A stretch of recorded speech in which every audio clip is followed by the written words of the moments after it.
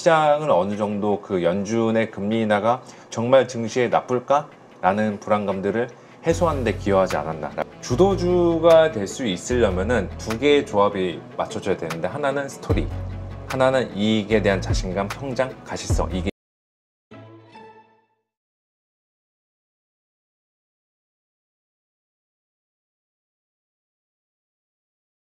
네, 오늘 모신 분은 키움증권 한지영 애널리스트입니다. 어서 오세요. 네, 안녕하십니까. 네. 네.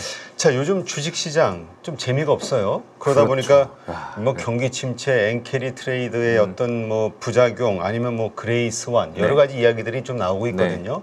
지금 시장 왜 이런 것인지 좀 분석 좀 해주시죠. 네, 뭐 현상을 보면은 지금 뭐 오늘 9월 3일 날 봐도 우리나라 증시는 거래가 거의 뭐 씨가 말랐다라는 표현이 들 정도로 거래도 안 살아나고 있고 지수도 반등을 하는 것 같은데 좀 시원치 않은 느낌들이 계속이 되고 있잖아요. 그래서 뭐 몇 가지 요인들이 있는데, 제가 봤을 때는 그 저희가 8월 초에 시장의 폭락을 유발했던 큰 세 가지 불안의 축이 미국의 경기 침체 이슈랑 엔캐리 트레이드 청산 우려, 그리고 AI 쪽의 수익성 우려, 이 세 가지가 세계 불안의 축인데, 이게 완전히 소멸이 되지 않았다라는 점이 우리나라 증시에 좀 올라갈 때 있어서 발목을 잡고 있다라고 좀 생각하고 있고, 9월에도 계속 이 재료랑 좀 싸워야 되지 않나 라고 좀 생각하고 있습니다. 하지만 뭐 이 방송을 통해서 말씀을 드리고 결론부터 미리 이야기를 드리면은 그래도 싸워볼 만하다, 이렇게 좀 이야기를 드릴게요. 네. 이게 사실 8월 5일이죠. 뭐 그 전으로도 좀 움직임이 안 좋았습니다만 8% 거의 9%대 폭락하고 나서 코스피가 그 다음에 2주 만에 이제 좀 뭔가 반등세들이 좀 나오는 거 아니냐 기대를 했었는데 이게 뭔가 좀 시원하게 뻗지를 못하는 느낌이에요. 그렇죠. V자 반등이긴 하지, 우리 코스피 차트를 보면 코스닥도 그렇고. 근데 그동안에 워낙 많이 빠져있던 거에 대해서 그냥 반동 현상 정도지, 미국 같은 경우는 S&P 500이나 뭐 다우 같은 경우 뭐 거의 신고가 혹은 그 근처까지 올라간 상태고, 전체적으로 일본도 그렇고 증시가 좋은데 우리나라가 못 간 이유는 굉장히 좀 많을 것 같아요. 이것저것 뭐 핑계들을 대보자면은 아까 잠깐 말씀드린 세계의 불안의 축, 침체나 엔캐리, AR 수익성에 대한 우려도 있을 거고, 또 개인 투자자들로 하여금 약간의 매매를 망설이게 되게 만든 요인이 금융투자 소득세 도입을 둘러싸고 계속해서 노이즈가 나오고 있다라는 게 국내 증시에 좀 발목을 붙잡지 않나라고 좀 생각하고 있습니다. 네, 사실 뭐 금투세 완화할 수밖에 없지 않냐, 그러니까 저 유예할 수밖에 없지 않냐, 최소한 그런 생각들이지만 어쨌건 확실하게 답을 안 주고 정치권에서 질질 끌고 있으니까. 그렇죠. 그리고 이제 연말이 다가오는데, 그렇지, 이제 주식을 뭔가를 할 거냐, 어떻게 할 거냐, 대응을 해야 되니. 그렇죠. 통상적으로 금투세 도입 이전에도 저희가 그 대주주 양도세 같은 경우도 보통 9월에서 10월부터 이제 물량에 대해서 뭐 정리를 하고 가자, 이런 논의들이 활발히 오고 갔었는데, 지금은 이제 아직 그 시기가 다가오고 있음에도 불구하고 과세와 관련해서, 조세와 관련해서 불투명성이 높다라는 게 국내 증시의 코스닥 중심의 부진을 만들지 않았나, 이 생각도 같이 해보고 있습니다. 네, 자 이제 CPI 다음 주에 발표가 되죠? 네네, 맞습니다. 네, 다음 주. 그 다음에 어떤 영향을 미칠 것이냐, 이거에 대해서도 참 뭐 이미 이제 대세는 다 금리 인하로 잡혀 있는데 뭐 이게 무슨 중요하겠어, 이런 생각 하실 수도 있을 것 같아요. 그 CPI는 뭐 앞으로는 우리가 이전처럼 그렇게 주의 깊게 볼 만한 지표가 아닌 것 같아요. 사실상 이거는 저희가 7월 초에 발표된 6월 달 CPI부터 그게 기점이 전환점이 됐다라고 보시면 될 것 같고, 뭐 9월 FOMC 전까지 우리가 봐야 되는 거는 당장에 이제 9월 3일 오늘 밤에 발표되는 미국의 ISM 제조 PMI, 또 금요일 날 발표된 미국의 고용지표, 우리나라 증시에는 다음 주 월요일 날 반영이 되겠죠. 그게 지금 시점에서는 더 중요하다라고 말씀드리고 싶고, 왜 그게 더 중요해졌냐? 지금은 침체에 대한 민감도가 여전히 높은 국면이다. 이거를 연관지어서 보면은 지금 시점은 예전처럼 뭐 굿뉴스 이즈 배드뉴스, 배드뉴스 이즈 굿뉴스가 아니라 배드뉴스 이즈 배드, 혹은 배드 이즈 베리 배드, 약간 이런 식의 경기 민감 장세로 넘어간 상태인 만큼 CPI, 소비자 물가보다는 저는 이제 실물 경제 지표가 더 중요하다라고 좀 보고 있습니다. 실물 경제 지표 지금 나올 게 뭐가 남아 있죠? 오늘 이제 미국의 ISM 제조 PMI가 있고, 이거는 뭐 대표적으로 미국 경기의 선행 지표이자 우리나라 수출의 선행 지표 역할을 하고, 그 8월 초에 시장 폭락을 유발했던 게 미국의 실업률이 높게 올라오면서 뭐 3회 법칙의 트리거를 발동시켰다. 그거 과거에 그 트리거 발동됐을 때 증시는 폭락했다. 이 논리 기제가 최근 그 8월 초 증시에 주입이 됐었는데 그거를 저희가 또 한번 치러야 된다라는 게 이번 주 금요일 날 고용 지표입니다. 그렇군요.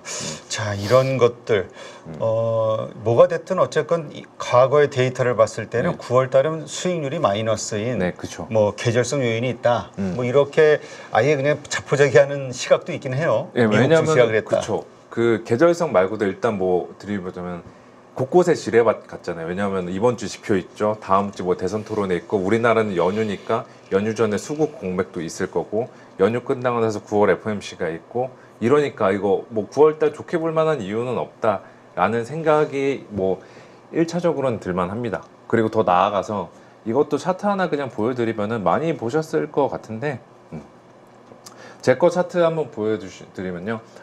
그 2000년 이후에 코스피랑 나스닥이랑 월간 평균 등락률을 보면은 저희가 일반적으로 좀 귀에 익숙한 거는 세린메이 5월에 팔고 떠나라잖아요. 근데 실제로 저거 보면은 5월이 아니라 9월에 팔아야 돼요.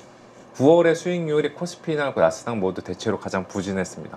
그렇게 되다 보니까 이제 이번 9월도 뭐 온전치 않겠다라는 생각이 들 수가 있는 거고 더 나아가서 그냥 계절성에 대해서 이야기를 해드리자면은 왜 9월 달은 왜 부진할까에 대한 좀 고민들도 많았을 거 아니에요. 다 학계에서도 연구가 많이 있었을 거고. 그렇죠. 그거 같은 경우는 뭐 제가 꼽자면은 9월은 통상적으로 뭐 9월 FOMC 같이 매크로에 대한 불확실성이 높은 달. 그리고 실적 시즌이 공백기잖아요. 실적 시즌 2분기 실적 시즌이 8월 달에 끝나고 3분기가 10월 달에 시작하니까 9월 달에는 공백기. 또 이것도 있는 것 같아요. 이거는 뭐 학계에서도 심리적으로 연구가 해서 나온 결과인데 요즘에 날씨 좋잖아요. 그렇죠. 마음이 좀 헛헛해지고 막 그 산책 나가고 싶고 이 계절적으로 인간의 감정이 변하는 시기가 날씨가 더워질 때에서 선선해질 때 이때 가장 감정이 많이 변한다고 하더라고요. 그게 진짜 시장에서도 매매 패턴에 영향을 미칠 수 있다는 연구 결과가 뭐 미국에 있는 베런스지에서도 실린 만큼 그런 것들도 무시할 수 없다라고 좀 생각하고 있고 더군다나 그 우리를 더욱 좌절시키게 하는 거는 9월 FOMC 같습니다. 지금 9월 FOMC 금리 인하 이제 할 텐데 네. 기대하는 분들이 많은데 그쵸. 오히려 이게 증시에 별로 도움이 안 될 것 같은 분위기예요. 지금으로서는. 예, 그렇게 생각할 수도 그 생각이 되고 있는 게 최근에 뭐 시장 분위기의 일부라고 저도 보고 있고 이것도 한번 보시면은 이것도 뭐 약간의 계절성 패턴인데 그 2013년 이후로 그 매번 이제 9월 FOMC 끝난 당일이랑 일주일 1개월 뒤 수익률을 보면은 와 처참했죠. 아, 그러네. 지난 2년 동안 3년 동안만 봐도 뭐 5%대 이상 빠지는 것들이 허다했으니까 그러니까 야 이번 9월 FOMC도 우리 무사히 못 넘기겠다 이 생각을 해볼 수가 있는 건데 저는 지금 이 두 개의 데이터를 보여드린 거 이 9월 FOMC 때 패턴이랑 또 그 계절성을 보여드린 게 야 이 계절성과 패턴 이러니까 9월에 무조건 도망칩시다 라고 말씀을 드리는 게 아니라 계절성과 패턴에 우리가 너무 얽매여서는 안 된다라고 말씀을 드리고 싶어서 이 차트를 제시를 드리는 거예요. 왜냐하면은 계절성이나 패턴은 당시의 상황이나 맥락에 따라서 얼마든지 다른 패턴, 다른 계절성들이 나타날 수 있습니다. 가령 그 9월 FOMC 같은 경우 시장이 최근 3년 동안에 되게 부진했었는데 이때는 연준이 완전히 긴축으로 나섰던 네. 시기였죠. 금리를 올리는데 시장이 좋을 리는 별로 없잖아요. 그런데 지금 같은 경우는 인상에서 이제 인하 기조로 전환하는 시기다. 라는 좀 하나의 맥락상의 차이도 있을 거고 또 과거에 이 당시 때 우리나라나 뭐 미국 기업들이나 이익이나 밸류에이션 보면은 많이 망가져 있었어요. 네. 근데 사실상 23년도 그 중순을 기점으로 지금 치고 계속 올라오고 있는 만큼 그때랑 지금이랑 다른 거는 이익과 밸류에이션에 대한 부담들이 다르다라는 것도 이 우리가 익숙하게 알고 있던 패턴과 계절성에서 벗어날 수 있게 만드는 그 힌트가 되지 않을까라고 보고 있고 말씀하셨다시피 금리 인하하면 시장이 과연 좋을까라는 거에 대해서도 요즘에 약간 의문점이 붙고 불안감이 듣잖아요. 근데 저는 거기에 대해서는 그 잭슨홀 미팅에서 상당 부분 의구심을 해소하지 않았나라고 생각하고 있어요. 지난주 흐름을 놓고 보면은 8월 마지막 주 흐름을 놓고 보면은 그 엔비디아 실적 이슈 때문에 워낙 변동성이 커서 살짝 가리긴 했지만 잭슨홀은 저는 시장 입장에서도 성과를 얻었던 이벤트다라고 좀 생각하고 있습니다. 그래서 그거를 한번 보시면은 예, 이 차트도 한번 보시면 될 것 같은데 불과 한 2주 전까지만 하더라도 7월 말부터 그 8월 한 셋째 주까지 거의 3, 4주 기간 동안만 하더라도 주식시장에서는 연준 9월에 금리 인하할 건데 이거는 안 좋을 거다. 왜냐? 연준이 금리 인하를 하는 거는 과거 여기 회색 음영선 처리된 부분처럼 경기가 침체 왔으니까 금리를 인하한 거고 침체가 왔는데 금리 인하한다? 주식시장이 과연 좋겠냐? 이게 과거 데이터를 봐도 계속 주가가 빠졌으니까. 그러면 이번에도 연준이 금리 인하를 하는 거면은 지금 뭐 경기가 침체가 다가왔으니까 이미 왔으니까 그거에 사후적으로 대응하기 위해서 인하하는 거다. 증시에 좋을 리는 없다. 이러한 좀 긴가민가한 분위기들이 아직까지도 있다라고 보고 있거든요. 그래도 그 8월 말 잭슨홀 미팅 이후에는 이 의구심들 제가 걷어냈다라고 말씀을 드리는 게 이것도 한번 보시면 될 것 같아요. 저희가 그 시장의 침체 내러티브가 확산이 된 게 미국의 실업률이 상승했다라는 것 때문에 침체 내러티브가 확산이 됐는데 그 미국의 실업률 상승은 그 예전처럼 뭐 고용 시장이 붕괴돼서 상승한 게 아니라 파월 의장, 연준 의장이 지적했듯이 코로나 이후에 왜곡이 됐었던 그 타이트한 수요 현상, 이게 정상화되는 과정에서 실업률이 상승했다라고 진단했습니다. 저희 생각해 보시면은 여기 8.15 머니톡에서도 뭐 몇 번 다들 이야기 하셨을 텐데 연준이 금리를 뭐 22에서 23년도 올리는 기간 동안 저희가 고용지표 보면서 바랬던 거는 야 고용 제발 망가져라 그렇지. 했는데 안 망가졌잖아요. 네. 그게 바로 이제 코로나 이후에 왜곡됐던 수요 급증 현상이 만들어낸 영향이다라고 보시면 될 것 같고 이제는 그 영향이 해소가 되고 있다, 소멸이 되고 있다라는 것으로 보시면 될 것 같아요. 실업률의 상승도 거기에서 기인한 측면이 상당 부분 강하다라고 이해를 하면 좋을 것 같고요. 또 파월 의장 그 제 발언 중에 하나 더 눈에 띄었던 게 이거 같습니다. 그래, 우리 어차피 우리 미국의 고용시장 안 좋아지는 거는 맞긴 맞는 것 같아. 그렇지만 우리 연준 입장에서도 더 이상 이거가 냉각되는 걸 좌시우지하지 않겠다. 라면서 정책 대응 의지를 피력했다라는 점도 시장을 어느 정도 그 연준의 금리 인하가 정말 증시에 나쁠까라는 불안감들을 해소하는 데 기여하지 않았나라고 생각하고 있어요. 그래서 저 같은 경우는 지금 여기에도 표현을 드렸는데 한동안 시장은 침체성 인하가 될 것을 우려하기도 했는데 이미 잭슨홀 미팅 이후에 그리고 그 전에 발표된 몇 가지 소비 지표나 주간 실업 지표들을 확인하면서 야, 연준은 뭐 경기를 연착륙시키기 위해서 예방적 금리 인하를 하는 거구나. 이 기대감은 저는 다시 바뀌고 있는 국면이다 라고 생각을 하고 있습니다. 따라서 저는 9월달 FOMC 때 연준이 금리 인하를 하더라도 시장은 이거를 뭐 학제로 받아들이지 않을 것 같다 라고 보고 있고 오히려 9월 FOMC 전에 연휴도 껴있다 보니까 여러모로 수급상으로도 그렇고 변동성들은 좀 있을 것 같아요. 그런데 그 변동성을 감내한 대가는 9월 FOMC 때 우리가 좀 긍정적으로 치르지 않을까라고 생각하고 있습니다. 오히려 금리 인하 때문에 우리 소위 급락장이 오거나 이러지는 않을 것이다. 그렇죠. 근데 하나 이제 또 달라질 수 있는 부분은 이거죠. 25bp 인하가 아니라 50을 인하하면은 이거는 지금 비컷이라고 우리가 불리긴 하는데 별로 안 좋을 것 같습니다. 왜냐하면은 침체 불안감이 확산됐을 때 비컷을 하게 되면은 이거는 주식시장 입장에서도 야 어차피 이미 세게 주가 때려 맞았는데 지금이라도 50bp 하는 게 어디냐라고 하면서 중립 혹은 그 이상으로 주가에 반영할 것 같은데 지금처럼 침체에 대한 불안감들이 어느 정도 소강이 된 상태에서 갑자기 9월이 됐건 11월이 됐건 50을 해버린다? 이러면은 주식시장에서도 하루 정도는 환호할 수 있겠는데 그 다음에 야 이거 가만 생각해 보니까 연준 자기네들 정책 대응 늦은 거 시인하는 거 아니야? 뭔가 우리가 모르는 것들이 터지고 있는 게 아니야? 이런 식으로 해석을 해버릴 수 있다는 거죠. 그러면 증시 입장에서는 부정적인 이펙트가 된다. 효과를 낳을 거다라고 생각을 하고 있고요.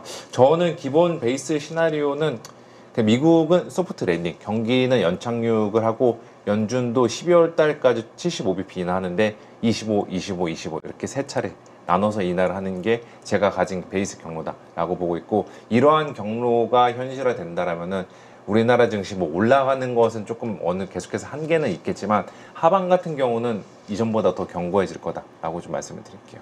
네. 자, 지금 불확실성과 관련해서 또 생각해 보면은 누가 대통령이 될 것이냐 거기에 따라서 정책이 확 달라지니까. 그렇죠. 근데 지금 이건 뭐 하루마다 다른 데이터들이 자꾸 나와서 오늘은 해리스, 내일은 트럼프 그쵸. 서로 그 당선 가능성이 엎치락뒤치락 하는 거 보니까 그쵸. 정말 초박빙인 것 같긴 해요. 이게 지금 박빙인데 제가 봤을 때 유의미한 변화가 나타나는 거는 미국의 그 대선 후보 토론, 2차 토론인 것 같습니다. 이거를 이해를 돕기 위해서 하나 차트를 가져와 봤는데요. 네, 이 차트 한번 보시면은 이거는 그 트럼프랑 해리스랑 이제 그 전에 후보인 바이든의 당선 확률 변화를 나타낸 거예요. 그래서 이게 제가 봤을 때 그 큰 이벤트 아니면 큰 사건 이후에는 지지율에 유의미한 변화가 나타납니다. 실제로 대선 1차 토론회나 트럼프 피습당했을 때 트럼프 당선 확률이 치고 올라왔었고, 최근 같은 경우는 이제 해리스 후보를 교체되는 과정에서 해리스가 치고 올라왔는데, 방금 전에 말씀 주신 대로 요즘에는 뭐 당선 확률도 그렇고 여론조사상도 그렇고 엎치락뒤치락 하면서 어디에 우리가 그 줄을 타야 될까라고 좀 애매해진 구간이죠. 근데 그게 분기되는 시점이, 분기점이 나오는 그 시기가 대선 2차 토론회다라고 보시면 될 것 같은데요. 저는 여기서 말씀을 드리고 싶은 거는 대선 2차 토론회 이후에 분명히 해리스인지 트럼프인지 약간 가시화되는 게 있을까, 지지율에 좀 눈에 띄는 변화가 있을 것 같아요. 확률상으로나. 그러면 우리가 그때 야, 해리스 당선될 것 같으니까 해리스 트레이드 하자라고 생각하는 것도 저는 뭐 충분히 이해합니다. 대신에 방망이를 짧게 가져가자. 그 해리스 트레이드건 트럼프 트레이드건 당선 얘네들을 가지고서 우리가 업종을 가지고서 플레이를 할 때는 그냥 뭐 길어야 5거래일 정도, 일주일 정도만 보고 가자라고 좀 이야기를 드리고 싶어요.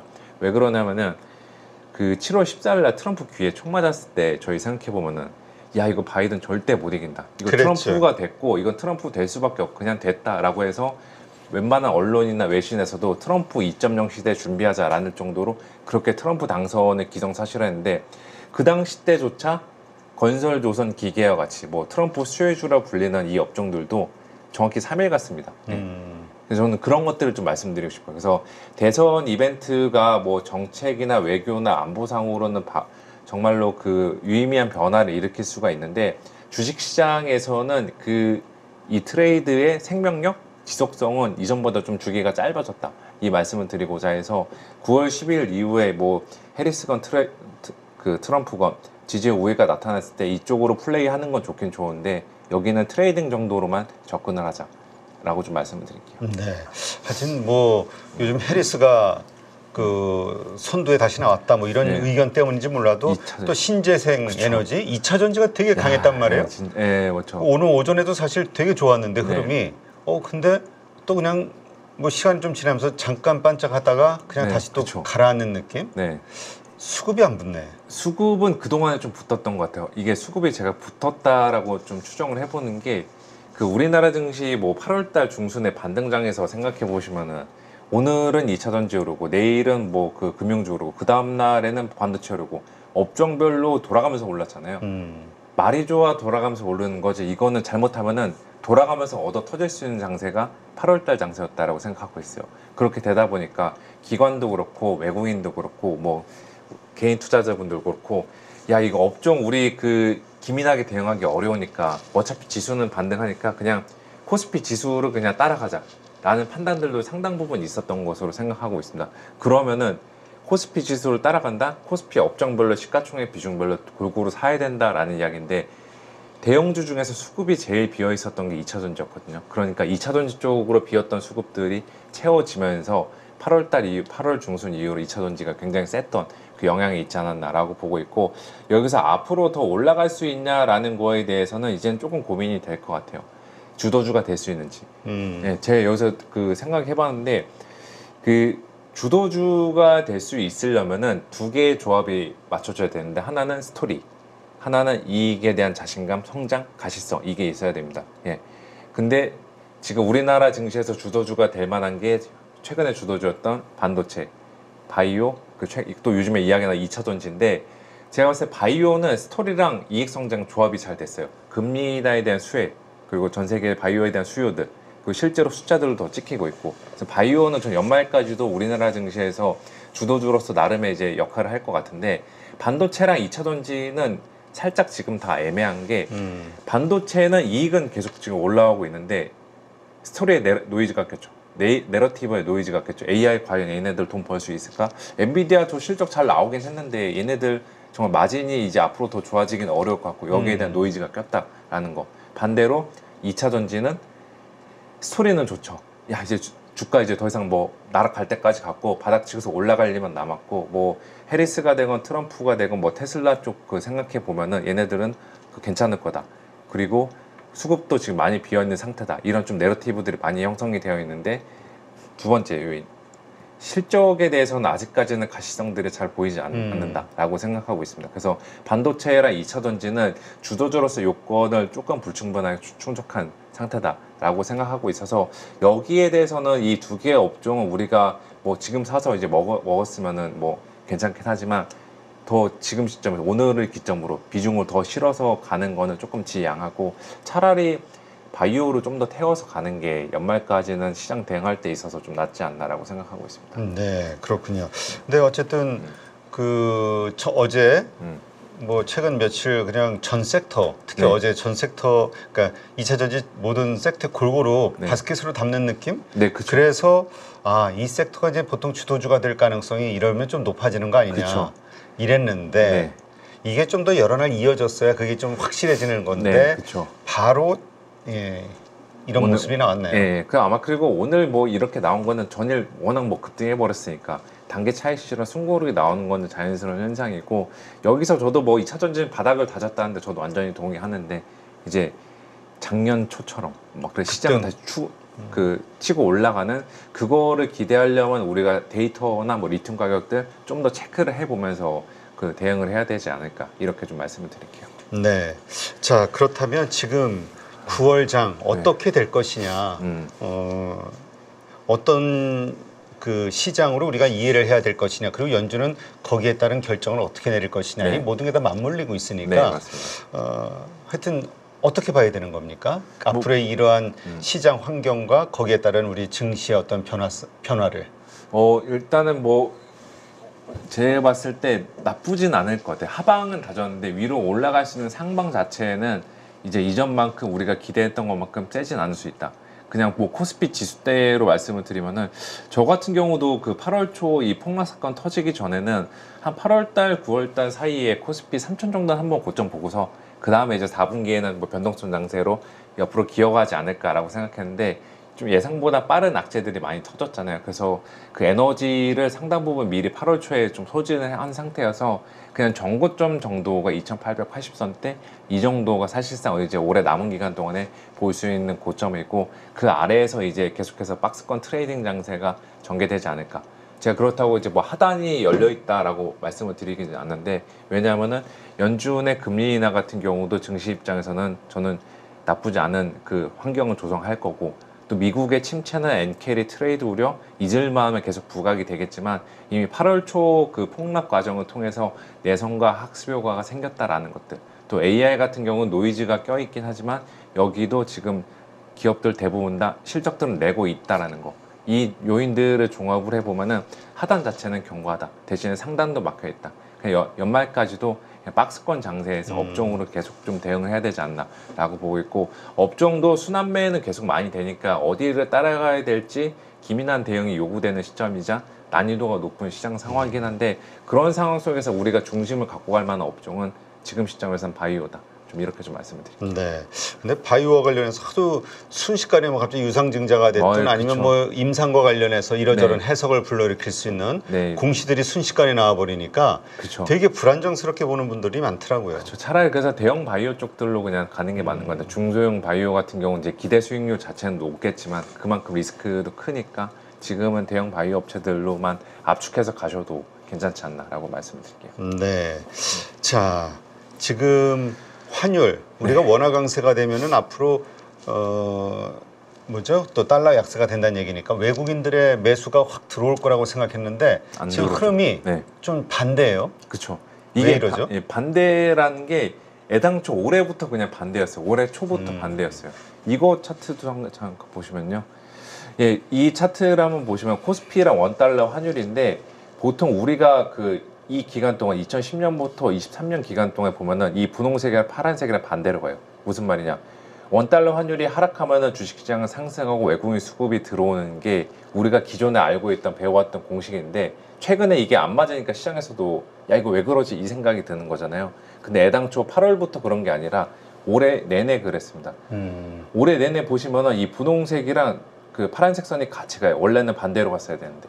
그 왜 보시면은 원달러 환율이 1280원에서 거의 1380원 갈 때 코스피도 흐름 자체는 나쁘지 않았고 외국인들도 대규모 순매수가 이미 들어왔습니다.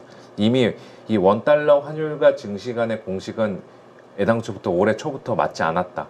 여기에 너무 우리가 지금 시점에서 얽매이지 말자. 좀 이 말씀을 드리고자 하고, 그러면 왜 이렇게 원달러 환율이 올라가는 구간에서도 주식시장은 상승했을까라고 생각해 보면은 뭐 몇 가지 이유들이 있겠죠. 예전에 이제 원달러 환율이 급등했던 시기 때랑은 달리 지금은 무역 수지 흑자를 계속 유지하고 있다라는 거. 또 기업들이 이전에 뭐 2021년도, 22년도나 2014년, 25 이때 비해서는 이익 전망들도 개선이 되고 있다는 거. 그 가장 전 중요한 게 이거 같아요.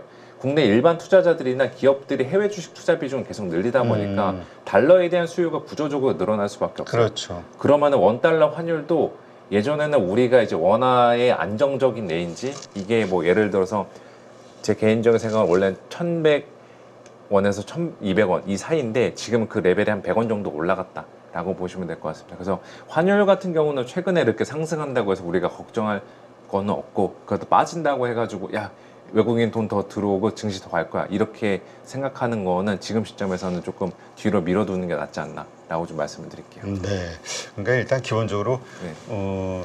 달러 약세가 되면 다시 예전처럼 1,100원대 오는 거 아니야? 네, 그거는 이제 1,200원까지도 조금, 오는 거 아니야? 네, 뭐 해봐. 그쵸. 이게 아니다. 그렇죠. 이제 레인지 차가 올라갔다. 이제 1,300원대를 우리 적정한 레인지로 보는 분들도 많더라고요. 그렇죠. 1,200원에서 1,300원 그냥 이 레인지가 1,200원대 중반에서 1,300원대 중반이 이제 국내 환율의 우리나라 원달러 환율의 그냥 적정 레인지. 뭐 이 정도면은 그냥 뭐 안정적인 수준이다, 평균 수준이다라고 인식할 만한 레벨이 좀 올라갔다라고 보시면 될 것 같아요. 네, 일단 9월 증시 말씀을 들어보니까 좀 안타깝지만 네. 금리 인하가 있건 뭐가 했건 좀 지지부진한. 그렇죠. 9월 네. FOMC 전까지는 변동성들은 계속 있을 거다라고. 오히려 빠졌다 뭐 올라. 네. 그러나 어쨌든 그럼 9월 FOMC 이후 금리 인하가 확정이 되고 난 이후 우리가 네. 생각하는 0.25 정도의 적정 인하가 있고 난 다음의 흐름. 그때 이후로는 저는 시장 오히려 그 변동성에 대한 좀 대가를 돌려받지 않을까. 오히려 상승 쪽으로 그다음부터 네. 시장이 좀 전환되지 않겠냐. 그렇죠. 어느 정도 안정화될 거다라고 좀 말씀드릴게요.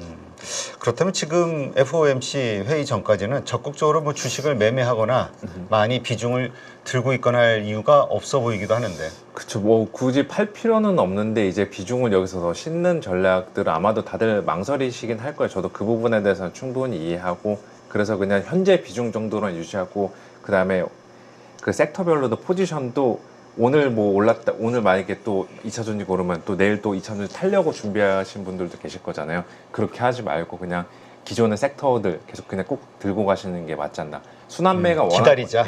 워낙 빨리 일어나다 보니까 일주일만 지나도 내 차례는 금방 찾아온다. 내가 들고 있는 섹터들은 찾아온다. 이런 관점으로 접근해 보시면 좋지 않나라고 말씀드릴게요. 네, 알겠습니다. 참 지지부진하고 답답한 증시인데요. 네, 9월 어떻게 우리가 시장을 이해해야 될 것이냐, 네, 생각해 볼 수 있는 시간이었습니다. 이제까지 키움증권 한지영 애널리스트와 함께했고요. 좋은 인사이트 고맙습니다. 네, 감사합니다.